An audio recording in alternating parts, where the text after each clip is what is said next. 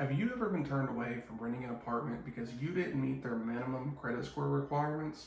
Or what about going to buy a vehicle and they give you an insanely high interest rate because they consider you a high interest borrower? When faced with these consequences of having a bad credit score, it can feel extremely discouraging and really overwhelming. So where do you even start? If you're just getting started and you don't have credit, if you have bad credit that you're trying to fix, or if you already have good credit that you're trying to make even better, I think I may have a few tips that can help you. Welcome back, everybody. If you're new here, I'd like to encourage you to subscribe and join me in chasing financial freedom. We're trying to create a community here where we can all learn from one another and celebrate each other's achievements. Did you do it? All right, let's get started. So what purpose does a credit score even serve? Well, it's made up of several different things, but its purpose is rather simple, really. It lets lenders know how risky of a consumer that you tend to be. The higher your score, you're seen as a safer investment by the banks. According to Forbes, the average credit score in the US is 711, an all-time high that continues to steadily increase dating back to over a decade ago. Now, if you have a low credit score, you're probably already well aware of the problems that this can cause you, from trying to find a place to rent, financing things, opening a new credit card, and well, you get the idea. But the important thing is, do not feel discouraged. Improving your credit score can be a long journey, and I believe you can do it. To understand how you can raise your credit score, I'm going to give you the different things that make up a credit report and how you can improve in each area. Now, the most important thing that impacts your credit score is your payment history. Payments that are more than 30 days past due are typically considered late by the lender and counted as a derogatory mark on your report, along with collections, repossessions, and foreclosures. Repeatedly making late payments can be detrimental to your credit score and be a really hard hole to dig yourself out of, because these derogatory marks can follow and affect you for all the way up to 7 years. Really, the best tip here is the obvious: to be sure to pay all your bills by the due dates. Even if you only pay the minimum payment on your credit card and eat the high interest debt that month, it's better than being reported for a late payment. After all, a lender's main concern is you making that payment every month. And a borrower that continuously pays every single month on time is a much more appealing investment. With that being said, the more amount of on-time payments you can show that you're making each month, the better. This is where sites like Experian Boost come in extremely useful, because you can report payments on utilities, your rent, and your phone bill. You can even report payments that you've made in the past to instantly boost your score. Another thing you could do is just reach out to your landlord directly and ask them if they report your rent payments to the credit bureaus. Now, many landlords, typically those with smaller amounts of properties, don't even know that this is a thing. Ask them to check if their property is eligible for Fannie Mae's multifamily positive rent payment reporting program. For those that don't know what Fannie Mae is, the short version of it, Fannie Mae is a large company that will buy loans from the original lenders that made the loans, and then the original lender will take the capital and the proceeds and then create more loans for more borrowers. This helps provide cash flow into the housing market and creates affordable financing for consumers. Okay, back to the rent payment reporting program. The program requires the home to be financed through Fannie Mae, but if it's able to be used, it can be very beneficial to both the landlord and tenant.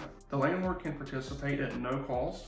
Reporting rent may increase timely rent payments from your tenants and have a more desirable rental property due to helping their tenants build their credit scores. The tenant, on the other hand, can have rent payments reflect on their credit score, they can gain access to lower credit, and it can open the door for them to homeownership. The second most important thing that determines your credit score is your credit utilization ratio. Basically, what this means is how much credit you have available to you versus how much of it that you've actually used, expressed as a percent. And generally, the lower your ratio, the better your score. For example, if you have a credit card with a $1,000 limit, you owe $800 on it, your credit utilization ratio would be 80%. The general rule of thumb is to keep your credit utilization ratio below 30% to avoid negatively impacting your score and to show lenders that you tend to be a safer investment. Now, I'll be the first to admit I've had my fair share of maxed out credit cards, whether back in my college days, just being stupid, or and as an adult just trying to make ends meet. But in my effort to pay down my credit cards, I lowered my utilization ratio from 98% all the way down to 0%. And for me personally, this is where I experienced the biggest jump in my score in like the shortest amount of time.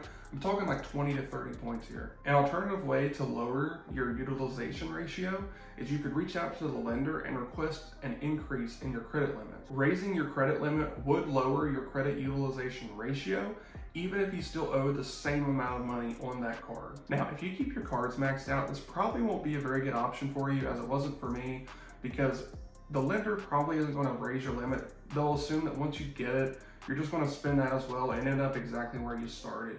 So I would just pay off the credit cards as fast as you can to lower your ratio as fast as possible. Now, if you're trying to apply for a loan and you're trying to get your credit as high as you can before that happens, paying down your credit cards to where you're below that 30% ratio can give you a quick boost and might get you to what you're looking for. Okay, moving on. So the next thing that impacts your score is the age of your credit. When you first think of your credit age, you may automatically assume that the older you are, the older your score is, but that's not necessarily true. Whenever you're getting your credit score evaluated, your oldest and newest accounts are what matter, as well as the average age of all of them put together. This is why a 30-year-old can technically have an older credit history than a 50-year-old, because it goes off how long the accounts have been open and in good standing. A good average account age is about 7 to 10 years. This will show lenders that you pay your bills on time over a long period of time. If you ever closed an old credit card and you were surprised to see your score drop, this could be the reason. Closing that old account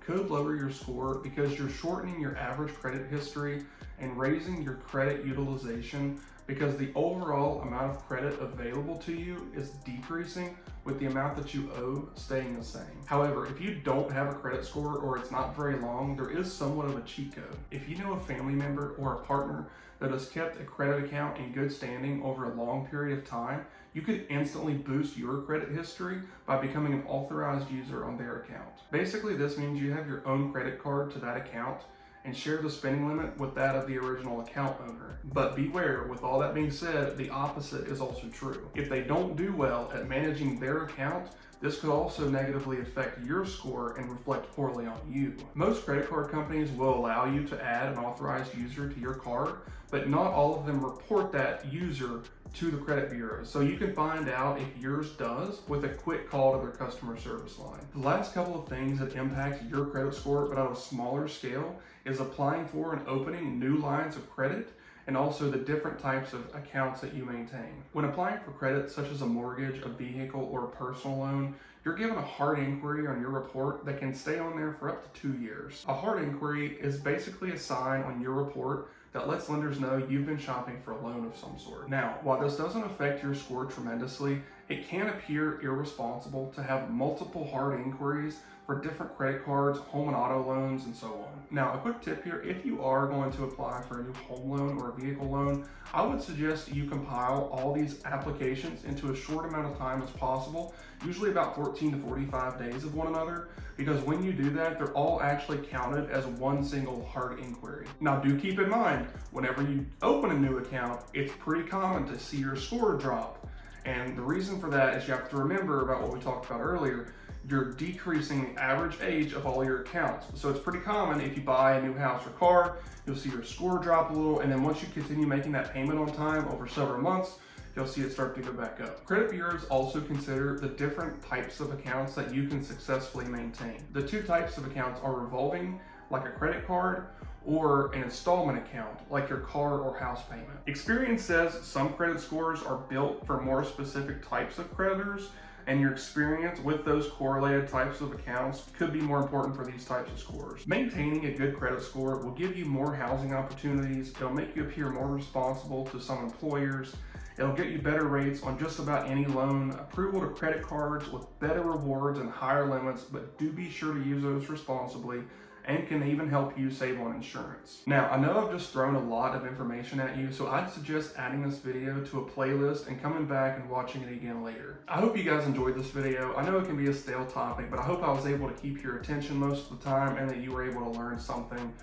Do me a favor, if you have any suggestions or feedback, I'd love to hear from you in the comment section. Until next time, see ya.